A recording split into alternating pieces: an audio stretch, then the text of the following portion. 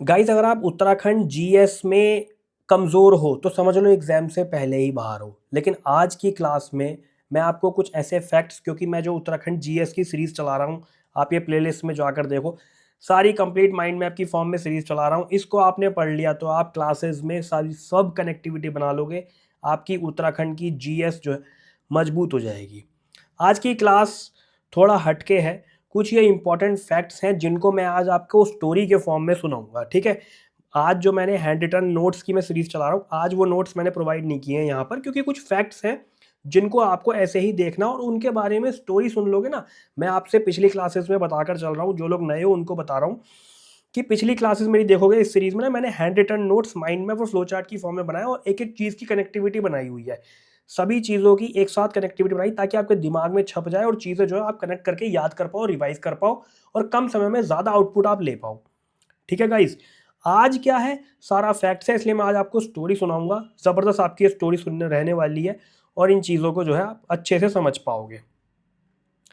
देखो, आज का जो क्लास है जंगल से लेकर और जीवन तक की कहानी है, क्योंकि आज हम पढ़ेंगे औषधीय पौधों से रिलेटेड कहानियाँ। ठीक है। पहाड़ का हर एक पौधा गाइस वरदान होता है। अब वरदान कैसे होता है? देखो, बचपन में जब भी हमें चोट लगती थी दादी हल्का सा लेप लगा देती थी। ठीक है। बुखार आता था तो तुलसी अदरक की चाय बनती थी। पेट दर्द में अजवाइन का पानी काम आता था। और जब बाल झड़ते थे तो आंवले रीठा का तेल लगाया जाता था। पर सोचो, ये सारी जड़ी बूटियां जो हमारी रोज़मर्रा की ज़िंदगी में काम आती है वो कहाँ से आती है? जवाब है उत्तराखंड के घने जंगल। ठीक है गाइज, उत्तराखंड को प्राचीन ग्रंथों में वनस्पति बगीचा कहा गया है। हिमालय की धरती को हेमवंत औसत भूमि कहा गया, यानी औषधियाँ पौधों का भंडार यहाँ को माना गया, औषधीय पौधों का भंडार। यहाँ के हर पेड़ पौधे में कोई ना कोई चमत्कारी गुण छुपा हुआ है। तो चलो आज हम एक पहाड़ी सफर पर चलते हैं। पूरी स्टोरी सुनाऊंगा मैं आज आपको, कनेक्ट कर पाओगे आप चीजें, इमेजिन करने लगोगे कि हाँ वही हूँ। इमेजिन करो कि एक बुजुर्ग पहाड़ी दादा हमें घने जंगलों में घुमा रहे हैं और उन औषधीय पौधों के बारे में बता रहे हैं जो हमारी जिंदगी बदल सकते हैं। ठीक है गाइज, अब हम जंगल में चल रहे हैं। ठंडी ठंडी हवा बह रही है, पंछियों की चहचहाट सुनाई दे रही है और कहीं दूर से पहाड़ी नदियों का बहता पानी भी सुनाई दे रहा है। इमेजिन कर लेना। तभी दादा एक छोटे से पौधे की तरफ इशारा करते हैं और कहते हैं, बाबू इधर देख, ये जो पौधा दिख रहा है झूला है। ठीक है, ये झूला है। अब झूला क्या होता है साहब, ये आप पूछोगे। अरे बाबू, ये कोई मामूली पौधा नहीं है, ये उत्तराखंड की शान है। इसकी मक्कू और छड़िया नाम की प्रजातियां 5500 मीटर की ऊंचाई तक पाई जाती हैं। फिर इसका क्या किया जाता है? बेटा तुमने सांबर खाया है? मैं आपको कहानी सुना रहा हूँ। अब वो पूछेगा बेटा कि इसका किया क्या जाता है? तो अब जवाब आता है कि तुमने कभी सांबर खाया है? तो वो जैसे हम घूम रहे हैं ना तो हम कहेंगे हाँ दादा कई बार खाया है। तो वो कहेंगे कि उसका खास मसाला झूला से ही निकलता है गाइस। ठीक है, झूला से ही निकलता है। इसके अलावा इसे गरम मसाले, हवन सामग्री, रंग रोगन में भी इस्तेमाल किया जाता है। और सुनो, ये इतना बेशकीमती है कि फ्रांस तक एक्सपोर्ट किया जाता है। अब सोचो, जो पौधा हमारे गांव के किचन में इस्तेमाल होता है वही विदेशों में भी अपनी पहचान बना चुका है। ठीक है गाइस, ये हो गया। चलो आगे बढ़ेंगे। अब हम आगे क्या हुआ कि दादा कहते हैं ये ब्राह्मी है। ठीक है, ब्राह्मी तो बहुत सुना होगा आप लोगों ने। ये तुम्हारी याददाश्त बढ़ाने में मदद करता है। जो बच्चे परीक्षा के समय रात भर पढ़ते हैं अगली सुबह भूल जाते हैं, उनके लिए रामबाण है। तो भैया अगर कोई UPSC, IAS, PCS, lower PCS इन सब की परीक्षा की तैयारी कर रहे हो तो ब्राह्मी का सेवन जरूर करो। ठीक है दोस्तों, आगे बढ़ते हैं। आगे एक झाड़ी की तरफ हमें दिखाते हैं दादा और कहते हैं ये घिंगारू है। अब इसका क्या फायदा है? ये दिल के मरीजों के लिए अमृत है। पहाड़ के लोग जब हार्ट प्रॉब्लम से जूझते थे तो घिंगारू उनका डॉक्टर बन जाता था। मतलब अगर हार्ट को हेल्दी रखना है तो घिंगारू को अपनी डाइट में शामिल करो। ऐसे ही आगे आता है आपका बिच्छू और कांडली। ठीक है गाइस, बिच्छू और कांडली, ये बिच्छू घास है जिसे कांडली भी कहते हैं। अब ये काटती भी होगी। आपके मन में सवाल आ सकता है ना कि ये तो काटती भी होगी। ये देखो इस तरीके से कुछ, कैसी है ये देखने में, ज़बरदस्त है ना, कि ये काटती भी होगी। हाँ जी बिल्कुल काटती है ये। ठीक है गाइस, इसके बारे में बात आएगी कि बिल्कुल काटती है ये। लेकिन इसके पत्ते खाने से खून की कमी यानी कि एनीमिया ख़त्म हो जाता है। मतलब अगर सेहत बनानी है तो कांडली की सब्जी ज़रूर खाओ। ठीक है, ये बात निकल कर सामने आती है। इसके बाद में आगे आती है भैकल। अब भैकल क्या होता है? गठिया के इलाज के लिए है गाइस।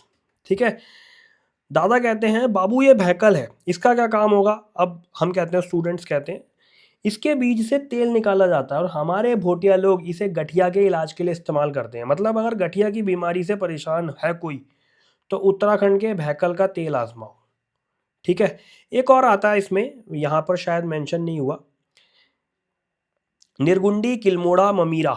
ठीक है। और एक रहता है शिकाकाई, या वो क्या होता है, शिकाकाई कुदरती शैम्पू। ठीक है। ये क्या करता है, बाल झड़ने से रोकता है, फिर भी बाल झड़ते रहते हैं।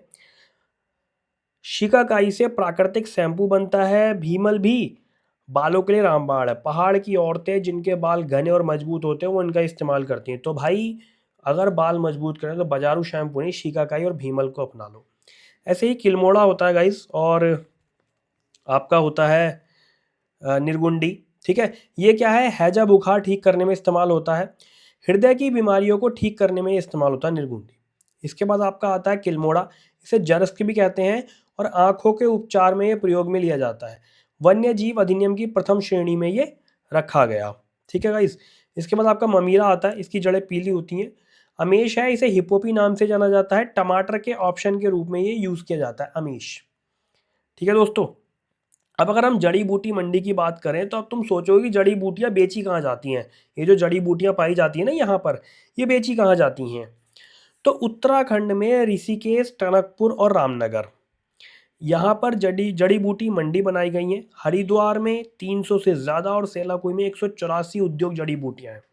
ऐसे ही उत्तराखंड में अगर हम वन शिक्षा की बात करें तो वन संरक्षण और शिक्षा को बढ़ावा देने के लिए 1865 में भारत के पहले वन महानिरीक्षक हुए डॉक्टर डेट्रिच ब्रैंडिस। ठीक है। डॉक्टर डेट्रिच ब्रैंडिस 1878 में देहरादून में देश का पहला वन महाविद्यालय स्थापित किया गया था। आज इसे इंडियन फॉरेस्ट रिसर्च इंस्टीट्यूट के नाम से जाना जाता है। अब गाइस हमारी जिम्मेदारी क्या है? देखो, अगर हमारे उत्तराखंड में इतनी औषधीय संपत्ति है तो हमें करना क्या, हमें इन्हें बचाना होगा। हमें इनके फ़ायदे के बारे में और लोगों को बताना होगा। हमें अपनी लोकल मंडियों को सपोर्ट करना होगा। अगर हम अपने जंगलों की रक्षा नहीं करेंगे तो धीरे धीरे खत्म हो जाएगा। ऐसे ही वन अनुसंधान का महत्व क्या है? ये वन अनुसंधान औषधीय पौधों के संरक्षण में महत्वपूर्ण भूमिका निभाता है। नए पौधों की खेती के तरीकों से विकसित करने में मदद करता है। औषधीय पौधों के नए उपयोग खोजने में मदद करता है। ठीक है गाइस। आगे मैंने आपको बताया निष्कर्ष कि किस तरीके से कदम उठा सकते हैं। तो आज की क्लास में ये कुछ फैक्ट्स थे जिनको मैंने, अगर आप बुक्स में जाकर देखोगे ना, तो बुक्स में तो ये बहुत लंबा लंबा इनके बारे में कहानियाँ दी हुई हैं। मैंने ये अपने जो पेड ग्रुप है उसमें भी प्रोवाइड कर दिए हैं, आप देख सकते हो। बाकी डेली बेसिस पर कल को भी क्लास जो आएगी उसमें प्रॉपर तरीके से चीज़ों को आप प्लेलिस्ट में जाकर चेक करो। प्रॉपर तरीके से हैंडमेड नोट्स जो मैं बना रहा हूँ माइंड मैप की फॉर्म में, वैसे ही आपको नोट्स प्रोवाइड कराए जाएंगे। अगली 1-2 वीडियो में चैप्टर खत्म हो जाएगा वन और वन्यजीव वाला। उसके बाद हम अगले चैप्टर कर लेंगे और अगले 15-20 दिन में पूरी ये सीरीज़ कंप्लीट कर लेंगे। पढ़ते रहो आप गाइस, इस तरीके से सारी चीज़ों को मैं कवर करता चलूँगा। All the very best. Thank you.